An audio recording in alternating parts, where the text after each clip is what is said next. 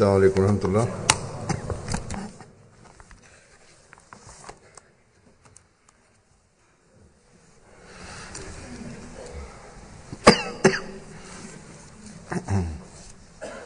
أشهد أن لا إله إلا الله وحده لا شريك له وأشهد أن محمدا عبده ورسوله أما بعد فأعوذ بالله من الشيطان الرجيم بسم الله الرحمن الرحيم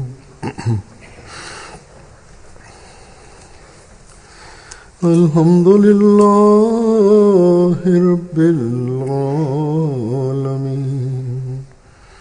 الرحمن الرحيم مالك يوم الدين إياك نعبد وإياك نستعين اهدنا الصراط المستقيم صراط الذين أنعمت عليهم غير المغضوب عليهم ولا الضالين.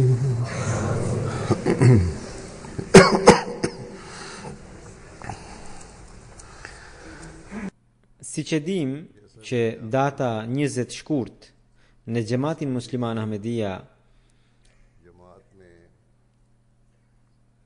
përkujtohet për profecinë e birit të premtuar. Kjo është një profeci e jashtëzakonshme në të cilën Hazrat Mesihu premtuar alayhi salatu wasalam u njoftua për lindjen e një fëmije madhështor,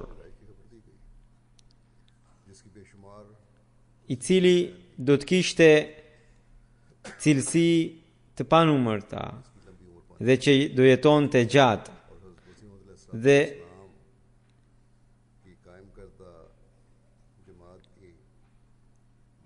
në këtë profeci ishin përmendur edhe zhvillime dhe përparimet e jashtëzakonshme të xhamatit të Mesihut premtuar Islam në periudhën e kalifit të dytë. Dhe historia e xhamatit Ahmedia është dëshmitare që gjatë kalifatit 52 vjeçar të Hazret Mirza Bashiruddin Mahmud Ahmedit, pra të birit të premtuar, të gjitha pjesët e kësaj profecie janë përmbushur fjalë për fjalë. Një njeri i drejtë dhe një njeri që ka sy shpirtëror, vetëm kjo profecia është e mjaftueshme për të që ai ta pranoje vërtetësinë e Mesihut të premtuar alayhi salatu wasalam. Pas 3 ditësh do të kemi 20 shkurt, do të kemi datën 20 shkurt, dhe sot duke u referuar kësaj profecie do t'ju tregoj në fjalët e vet Hazret Kalifit të dytë të Mesihut të premtuar radhiyallahu anhu, në të cilat ai tregon se kjo profeci ishte përmbushur në qenien e tij. Hazret Kalifi i dytë radhiyallahu anhu, pra i biri i premtuar, u vendos në kalifat prej Zotit të Madhrishëm në vitin 1914. Hazret Muslih Maudi, pra biri i premtuar, kishte të gjitha elementet e profecisë së birit të premtuar dhe ato përmbusheshin në qenien e tij dhe njerëzit i shikonin këto gjëra në jetën e tij. Dietarët e xhamatit gjithashtu e besonin se pikërisht ai ishte biri i premtuar. Megjithatë, vetë Hazrat Muslih Maudi, pra kalifi i dytë, këtë e deklaroi vetëm në vitin 1944, pra 30 vjet pas ardhjes së tij në kalifat. Edhe pas kësaj, ai duke u bazuar në një ëndër të tij deklaroi që pikërisht ai ishte i biri i premtuar. Gjithashtu ai tha se për shkak të natyrës së tij ai e ka të vështirë të bëjë deklarata të tilla dhe të tregojë ëndra të tij. Dhe gjithashtu ai tha se ai nga natyra nguron shumë për të treguar ëndrat e tij dhe shpalljet e tij. Megjithatë, në disa rrethana njeriu detyrohet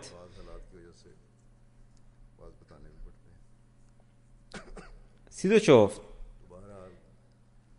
ai njihe edhe më përpara nga antarët e xhamatit që ai është i biri i premtuar dhe njerëzit i thoshin se që ai ta shpallte këtë gjë.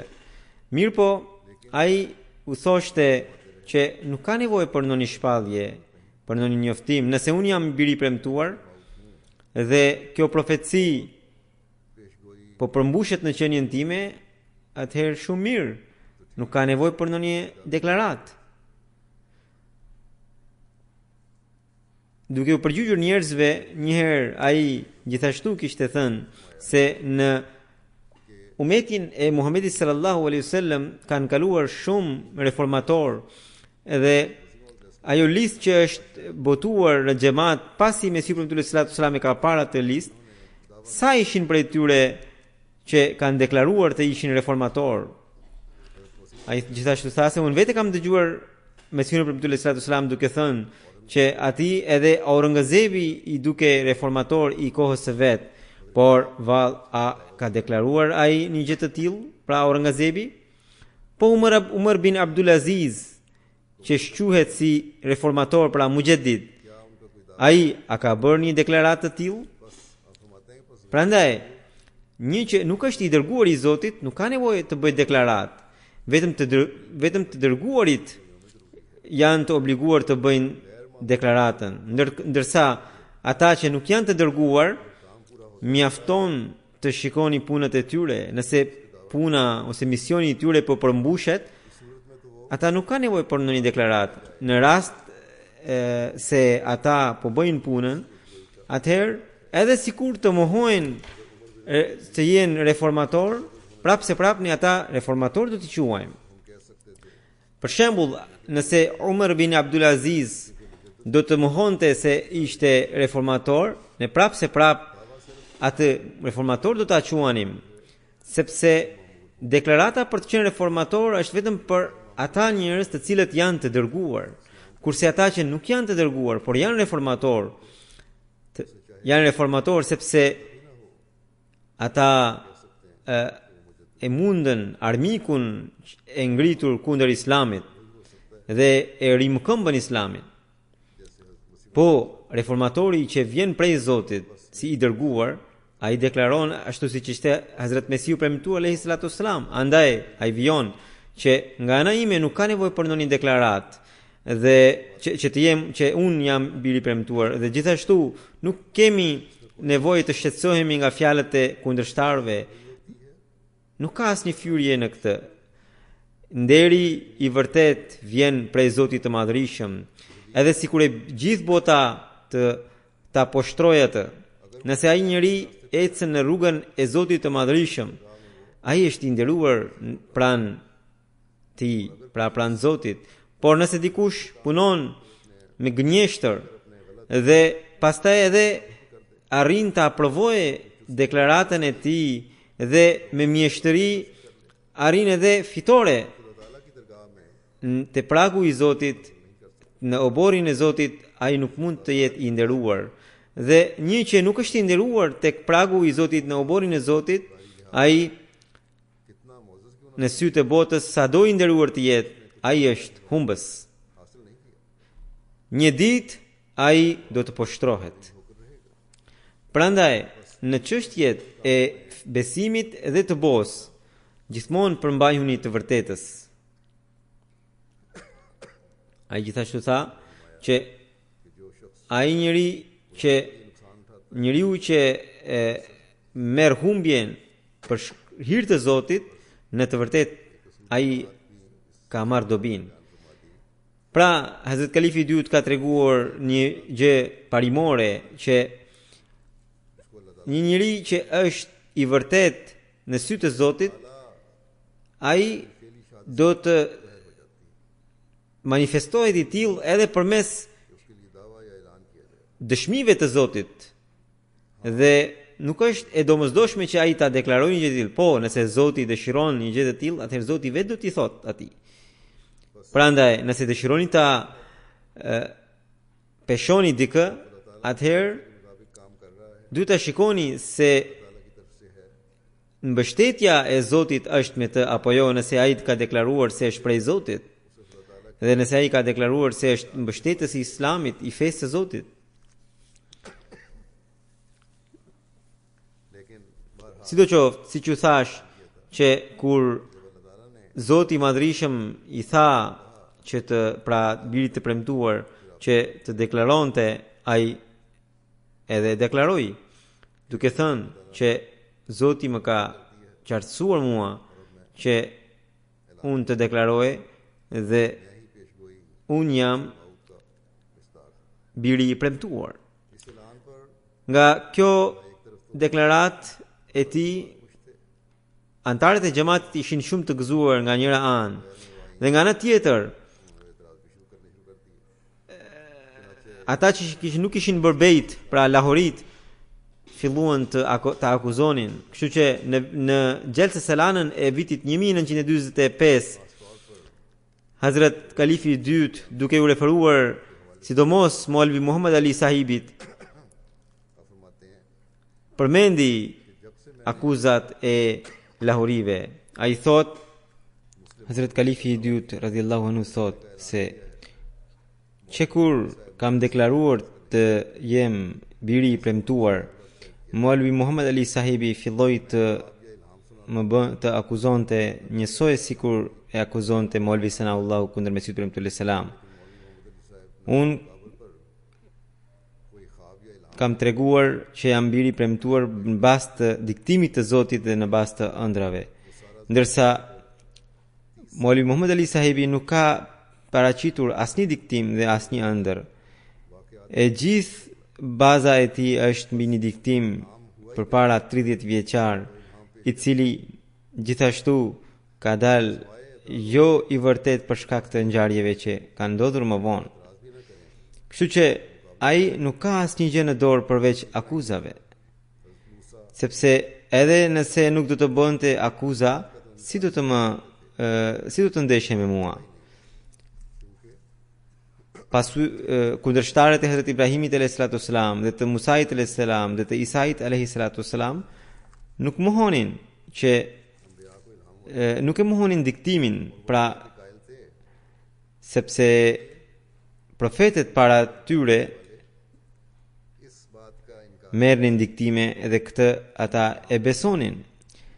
Prandaj kundërshtarët e tyre nuk e mohonin diktimin, por për ta vërtetuar akuzën e tyre, thoshin se diktimet e këtyre profetëve të tyre ishin të pasakta. Në të njëjtën mënyrë than edhe kundërshtarët e profetit Muhammed sallallahu alaihi wasallam.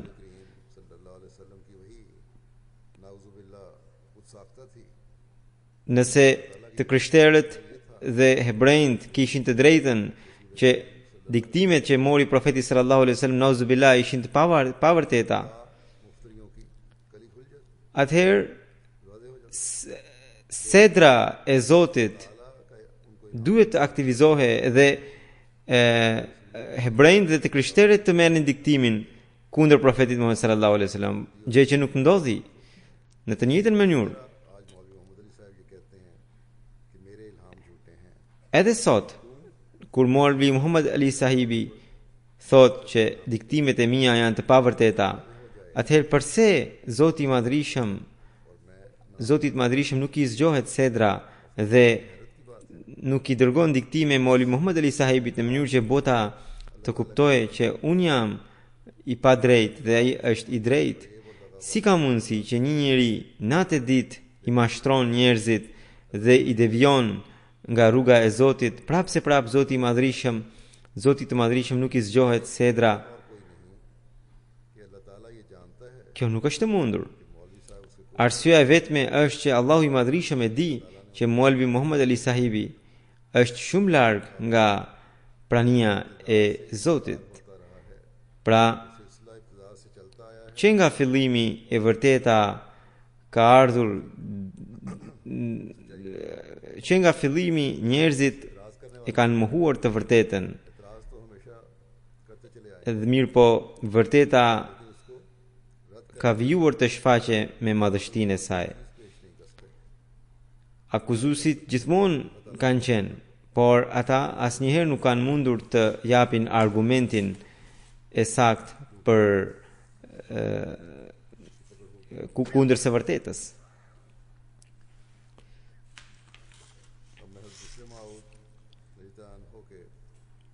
Tani do t'ju tregoj disa diktime dhe vizione dhe ëndra të Hazrat Kalifit të dytë radhiyallahu anhu, të cilat ai ka treguar gjatë kohës kur ka deklaruar se është biri i premtuar. Ai thot që gjëja e parë që dikton, që tregon pozitën time, është një shpallje imja që kam marrë që gjatë jetës së Mesiut të premtuar alayhi salatu wasalam, dhe mbaj mend që unë atë i kisha treguar Mesiut të premtuar alayhi salatu wasalam dhe ai e kishte shënuar në dietarin e tij. Këtë shpallje ju kam treguar disa herë. Fillimisht unë atë e mendoja se ishte për kalifatin tim, por tani vëmendja ime është kthyer që ajo shpallje ishte pikërisht në lidhje me pozitën e birit të premtuar. Ajo shpallje ishte që innal ladhina tabauka fawqa alladhina kafaru ila yawmil qiyama, që sigurisht ata që të ndoqën ty do t'i mbizotrojnë deri në ditën e gjykimit ata që kanë mohuar. Ka një dallim të bukur midis kësaj shpallje dhe shpalljes që i kishte ardhur Mesiut të Musait alayhi salatu wasalam, që është përmendur në Kur'an dhe që është shumë e ngjashme me këtë. Pra, një shpallje e ngjashme si kjo i kishte ardhur Mesiut Isait alayhi salam, por atje ndryshimi është që Allahu thot wa ja'ilu alladhina tabauka fawqa alladhina kafaru ila yawmil qiyama, që Zoti premton që do të bëjë ndjekësit e tu mbizotrues ndaj mohuesve deri në ditën e gjykimit. Kjo arsyeja e këtij ndryshimi të vogël është që Mesihu, pra Isai alayhi salatu wasalam, kishte deklaruar të ishte profet dhe ishte profeti i fundit i serisë musajane, dhe një profet i tillë fillimisht madje për një kohë të gjatë mohohet. Mirë po, biri i premtuar nuk ishte profet dhe ai ishte kalif, dhe ai do ta gjente një xhamat të gatshëm, dhe për këtë arsye nuk kemi fjalën në shpalljen time që Zoti do të bëjë ndjekësit e tu të t'i mbiezotrojnë mohuesit me radhë. Kur Isai alayhi salatu wasalam edhe njeriu tjetër si Isai alayhi salatu wasalam deklaron që ai është prej Zotit dhe është profet, bota menjëherë fillon ta kundërshtojë atë. Vetëm nëse do ketë në një njeri si Hazrat Ebu Bekri është tjetër gjë, por në përgjithësi njerëzit e mohojnë atë ashtu siç e kanë mohuar fillimisht edhe profeti Muhammed sallallahu alaihi wasallam. Vetëm 3 njerëz e kishin pranuar atë. Por kalifi që ditën e parë gjen një xhamat të përgatitur. Për këtë arsye, fjalët në shpalljen time që sigurisht ata që të ndoqën ty do t'i mbizotrojnë mohuesit deri në ditën e gjykimit. Kjo tregonte që Zoti më ka thënë që në fillim që unë do të gjeja një xhamat të gatshëm, të cilin do ta udhëhiqja dhe atëherë do të kisha edhe mohuesit e mi, pra mohuesit ndaj meje, kundërshtar. Dhe Zoti i Madhrishëm thot që kur unë do të bëhesha imam, atëherë ndjekësit e mi do të shtoheshin edhe ata do t'i mbizotronin mohuesit deri në ditën e gjykimit. Pra nuk lindi nevoja që Zoti të thoshte që unë do të bëj që ndjekësit e tu, pra nuk lindi nevoja që Zoti të krijonte xhamat për mua, sepse xhamati ishte i përgatitur. Kur Mesiu premtuar alayhi salatu wasalam ka deklaruar të ishte Mesi i premtuar, kundërshtimi filloi dhe gjithë bota filloi ta kundërshtonte atë. Ndërkohë kur biri i premtuar e mori pra erdhi në detyrën e kalifatit, ai kishte një xhamat të gatshëm dhe shumica e xhamatit e pranuan atë.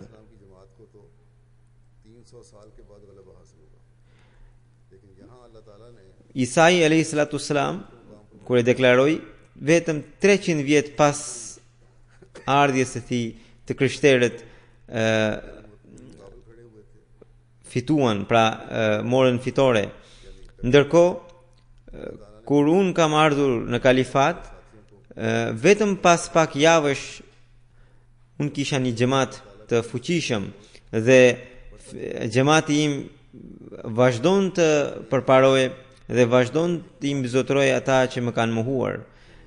Lahorit sot thonë që ne jemi bazuar mbi një ëndër, por kjo nuk është e vërtet. Nuk është e vetmja ajo ëndër, por ishte edhe shpallje, të cilën e kam përmendur pak më sipër, dhe kjo shpallje më ka ardhur para 40 vitesh. Dhe atëherë më kishte treguar që unë do të bëhesha imam i këtij xhamati dhe do të kisha edhe kundërshtar, por shumica e xhamatit do të më bashkohej mua. Dhe Zoti përmes meje do t'i jepte fitore xhamatit. Kjo që tha Zoti që ndjekësit e mi do të përparonin, tregon që unë në një kohë do të bëhesha pasqyrë e Isait alayhis salam, pra Mesiut Musait alayhis salam dhe Mesiut Muhamedit alayhis salatu wassalam. Jeta e kalifëve përfundon me vdekjen e tyre. Ndërkohë profetët vazhdojnë. Jeta e profetëve vazhdon. Kështu që edhe mua Zoti më ka bërë një pasqyrë të profetëve. Subhanallah, Allahu nuk pyetet për atë që bën. Më tutje Hazrat Kalifi i dytë thot që dëshmia e dytë për vërtetësinë time që un jam biri i premtuar është një ëndër që kisha parë gjatë kohës së Mesiut të premtuar alayhi salatu wasalam. Un kam parë që un po dilja nga shtëpia e Mesiut të premtuar alayhi salatu wasalam dhe në obor ishte Mesiu premtuar alayhi salam. Ndërkohë vjen një postier dhe më jep një dërgesë në të cilën për të cilën më thot që një pjesë është për ty dhe një pjesë tjetër është për Mesiun premtuar alayhi salatu wasalam. Falni, kjo nuk ishte ëndër, por ishte keshf.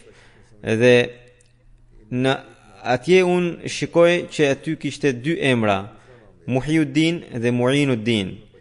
Hazrat Kalifi i dytë thot që fillimisht në ato ditë un mendoja që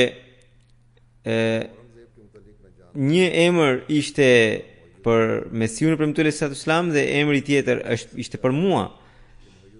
Madje këtë e mendoja edhe në keshf. Dhe atëherë isha fëmijë dhe unë nuk e njihja Muhyiddin Sahib Ibn Arabiun, reformatorin që ka kaluar në umetin musliman, por njihja vetëm Aurangzebin.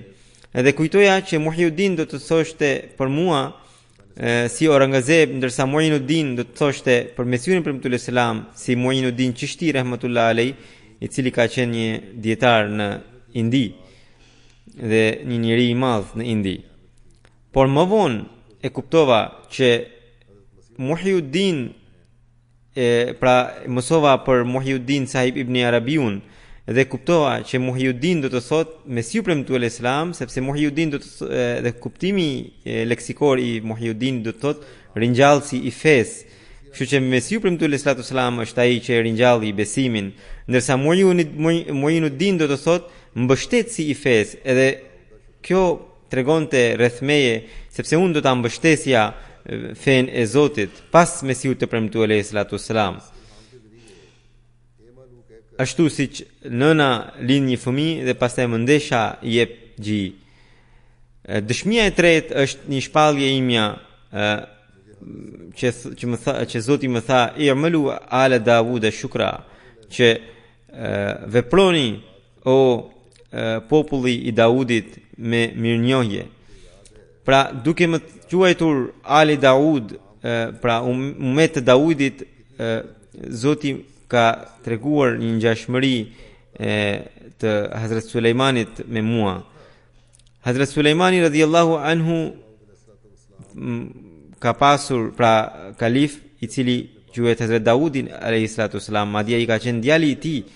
Dhe kjo shpallje ka qenë kaq e fortë saqë kur edhe pse Mesiu premtuar Islam kishte ndëruar jetë, por unë kur po e tregoja shokëve të mi isha kaq i emocionuar saqë më iku nga mendja se Mesiu premtuar Islam kishte ndëruar jetë, edhe u thash që tani po shkoj në shtëpi do t'ja tregoj Mesiut të premtuar Islam. Dëshmia e katërt është një keshf imja që e mbështes edhe këtë ëndrrën që ju kam treguar më sipër.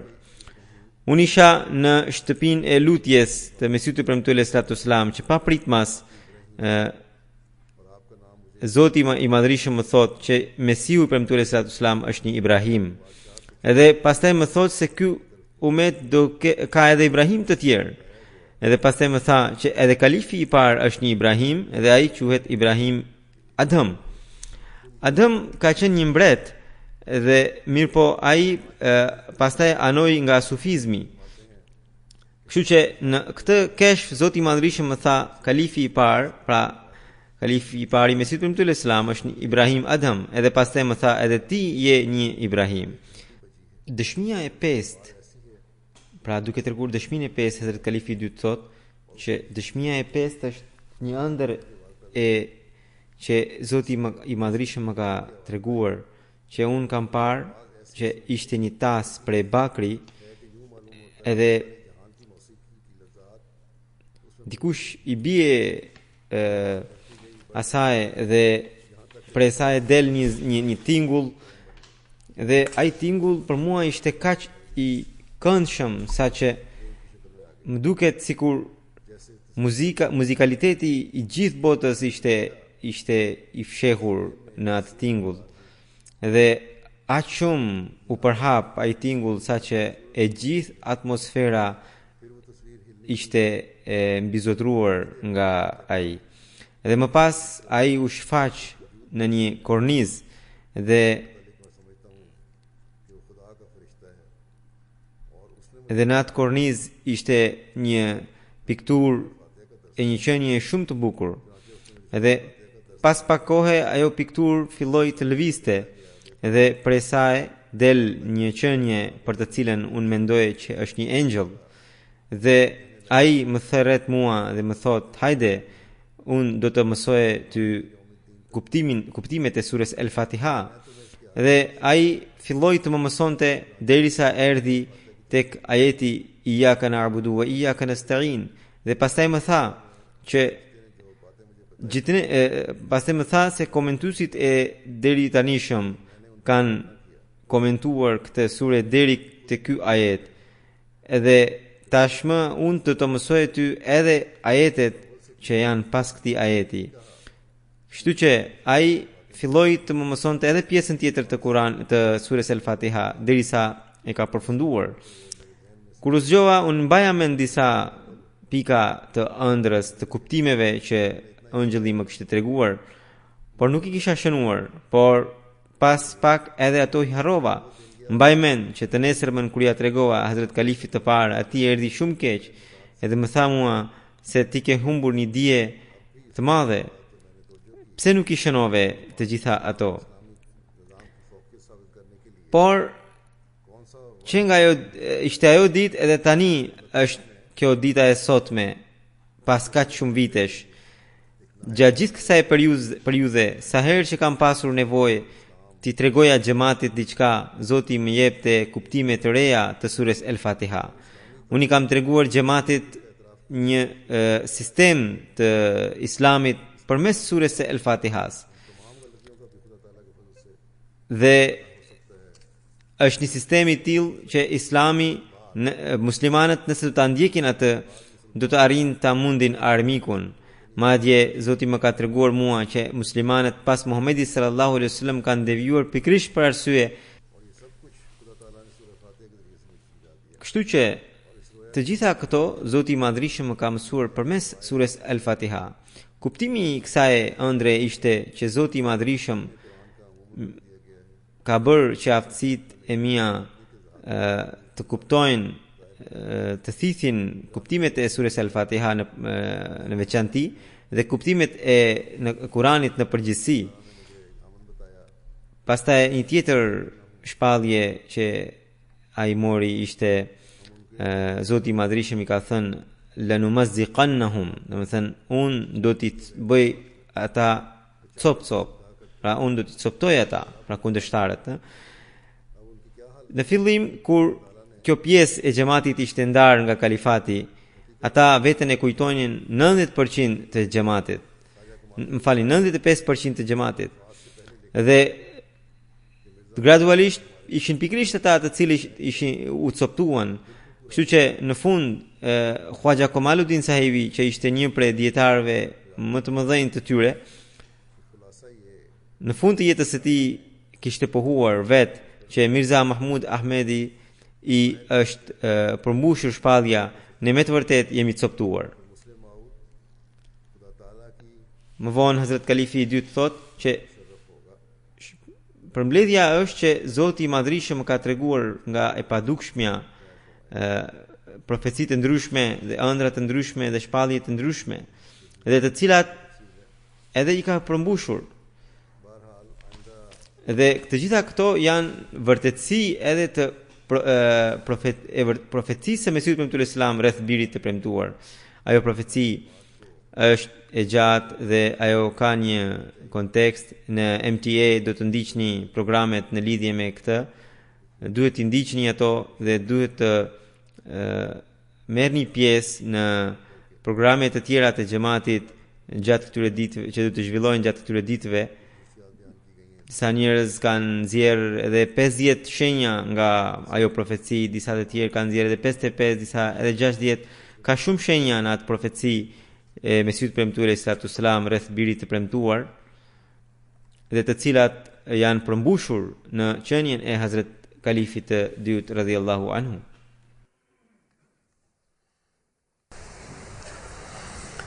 Alhamdulillah nahmaduhu wa nasta'inuhu wa nastaghfiruhu wa nu'minu bihi wa natawakkalu alayhi wa na'udhu billahi min shururi anfusina wa min sayyiati a'malina. من يهده الله فلا مضل له ومن يضلل فلا هادي له ونشهد أن لا إله إلا الله ونشهد أن محمدا عبده ورسوله. عباد الله رحمكم الله إن الله يأمر بالعدل والإحسان وإيتاء ذي القربى وينهى عن الفحشاء والمنكر والبغي يعظكم لعلكم تذكرون اذكروا الله يذكركم وادعوه يستجب لكم ولذكر الله